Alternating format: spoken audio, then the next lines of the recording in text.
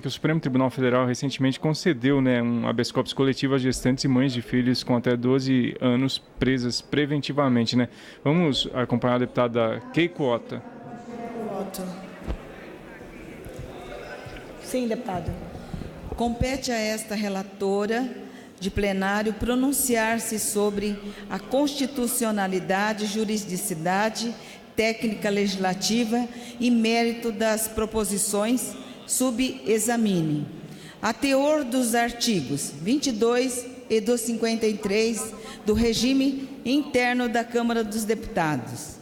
Acerca da matéria objeto das proposições legislativas, salutar a discussão do assunto no bojo da campanha mundial, 16 dias de ativismo pelo fim da violência contra as mulheres. No Brasil, considerado o período entre os dia 20 de novembro, o Dia Nacional da Consciência Negra, e 10 de dezembro, Dia Internacional dos Direitos Humanos, tem por objetivo discutir temas ligados à violência contra meninas e mulheres, bem como conscientizar a comunidade nacional e internacional acerca das violações aos direitos das mulheres sob diversas perspectivas. Desta forma, discutir a situação de mães encarceradas e seus filhos em medida que se impõe. As peças legislativas atendem os preceitos constitucionais concernente à competência legislativa da União. As atribuições do Congresso Nacional é a legitimização de iniciativa parlamentar, nos exatos termos dos artigos 22 e 61, todos da Constituição da República, além de satisfeito o requisito da constitucionalidade formal. Também não há ofensa a nenhum preceito da Carta de 1988, atendendo-se, assim, ao requisito da constitucionalidade material. Outro, sim, não que diz respeito à juridicidade dos projetos de lei, constatamos a harmonia dos textos com o sistema jurídico brasileiro. No que tange à técnica legislativa, destaca-se que as proposições se encontram em harmonia com os postulados plasmados na Lei Complementar número 95 de 1998. Adentrando na análise do mérito das proposições, saliento desde já que são oportunas e convenientes, tendo em vista a grave situação de mulheres privadas de sua liberdade e que estejam gestantes ou puérperas, sejam mães ou responsáveis por pessoas com deficiência. Veja-se que, segundo o levantamento de informações penitenciárias de responsabilidade do Departamento Penitenciário Nacional do Ministério da Justiça, entre 2000 e 2016, o total de mulheres encarceradas no Brasil passou de 5.601 para 44.721.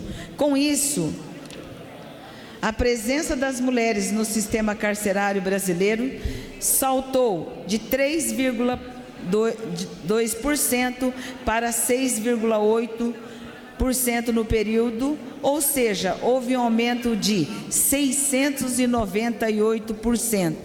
Trata-se da quarta maior população carcerária do mundo. O Infopem também aponta que 74% das mulheres encarceradas têm ao menos um filho. Como expõe o memorial de fevereiro deste ano, elaborado pelo Instituto Brasileiro de Ciências Criminais, Instituto Terra trabalha a cidadania e a pastoral carcerária. Em muitos casos, não havendo nenhum familiar para assumir essa enorme responsabilidade, os filhos das presas são encaminhados para abrigos públicos. Mais grave ainda são os casos de destituição do poder familiar em razão da prisão algo que é juridicamente irregular, sendo previsto apenas a determinação de suspensão em eventual condenação transitada em julgado, sendo recorrente o relato de mães que perderam os filhos em processos ilegais de adoção.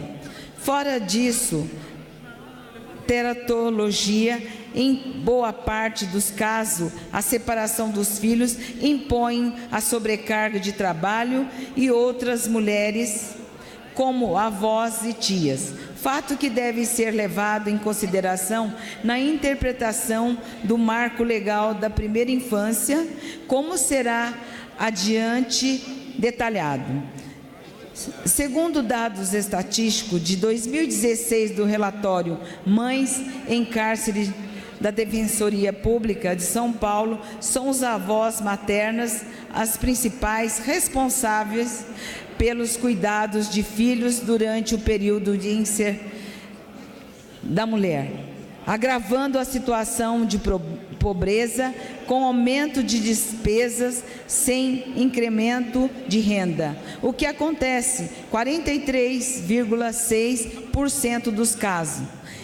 Esta é uma das hipóteses nas quais a prisão domiciliar, em substituição à custódia prisional processual, traz imediatamente benefício concreto para outras mulheres, além das carceradas, pois, ao mesmo, permite, no âmbito doméstico, divisão das tarefas de casa e auxílios nos cuidados dos filhos por partes da denúncia. Sobre tal prisão domiciliar, o artigo 318 do Código de Processo Penal aduz o seguinte: artigo 318, poderá o juiz substituir a prisão preventiva pelo domiciliar quando o agente for imprescindível aos cuidados especiais de pessoa menor de 6 anos de idade ou com deficiência, gestante, mulher com filho até 12 anos de idade incompletos. O PL em exame acresce o Código de Processo Penal o artigo 318-A, o qual determina a substituição da prisão preventiva pela prisão domiciliar às mulheres que não tenham cometido crimes com violência ou grave ameaça, bem como não tenham praticado o delito contra o seu filho ou dependente. Este posicionamento é correto, pois, em atenção à Lei 13.257 de 2016, Marco Legal da Primeira Infância, e Lei número 8.069 de 13 de julho de 1990, Estatuto da Criança e do Adolescente, a criança e o adolescente, por serem indivíduos em desenvolvimento, devem ser protegidos de toda e qualquer presença que possa prejudicar a formação de sua personalidade e a edificação de seus valores. A proposição principal expressa posicionamento majoritário do Supremo Tribunal expresso no HC 143.641, julgados em fevereiro deste ano. Determinar substituição da prisão preventiva pelo domiciliar, sem prejuízo da aplicação incominante das medidas alternativas previstas no artigo 319 do Código de Processo Penal, de todas as mulheres presas, gestantes, puerperas ou mulheres de crianças deficientes, nos termos do artigo 2º do ECA e da Convenção sobre os Direitos das Pessoas com Deficiência e Lei 13.146/2015, relacionadas neste processo pelo DEPEN e outras autoridades estaduais, enquanto perdurar tal condições executadas ao caso de crimes praticados por elas mediante violência ou grave ameaça contra os seus descendentes ou ainda em situações excepcionalíssimas, as quais deverão ser devidamente fundamentadas pelos juízes que denegriram o benefício. Assim, o projeto Lei 10.200 69 de 2018 tem grande relevância social e merece aprovação, de forma a ir para a sanção e impactar diretamente na vida dos familiares de milhares de mulheres que se encontram nessa situação. Vale destacar que o texto apresenta que as medidas cautelares diversas da prisão, artigo 319 do Código de Processo Penal, podem ser aplicadas pelo juiz do caso cumulativamente com a prisão domiciliar. Também consta a inclusão de iniciativa nova no artigo 74 da Lei de Execução Penal, cujo acompanhamento é atribuição do órgão competente, tendo apenas um detalhamento maior. No tocante, no artigo 3º do projeto de lei principal, salutares as mudanças feitas no artigo 72 da Lei de Execuções Penais, pois a inovação legislativa permite o acompanhamento, o monitoramento e avaliação da progressão especial oriunda da mudança no artigo 112 da mesma lei, que aprimora a execução da pena de mulheres grávidas, ou sejam mães ou responsáveis por pessoas com deficiência, exigindo-se, dentre outros importantes requisitos, o cumprimento de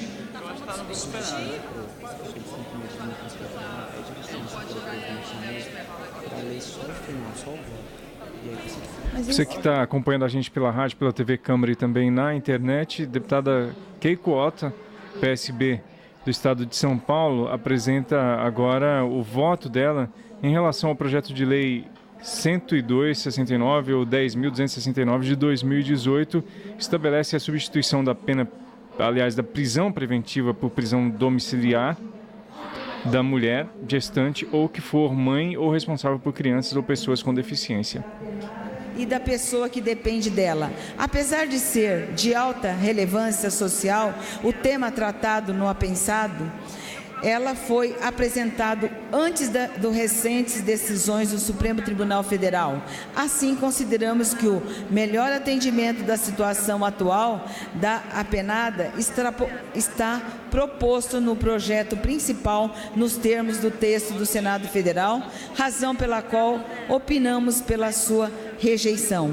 Ante o exposto, somos pela aprovação do projeto de lei número 10.269/2018 e rejeição do projeto-lei número 7.037 de 2017.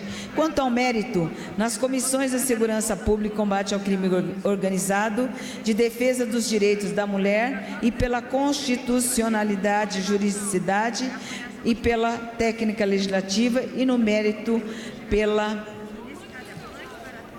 aprovação do projeto de lei 10.269 de 2018. Quanto à competência da Comissão de Constituição e Justiça e de Cidadania.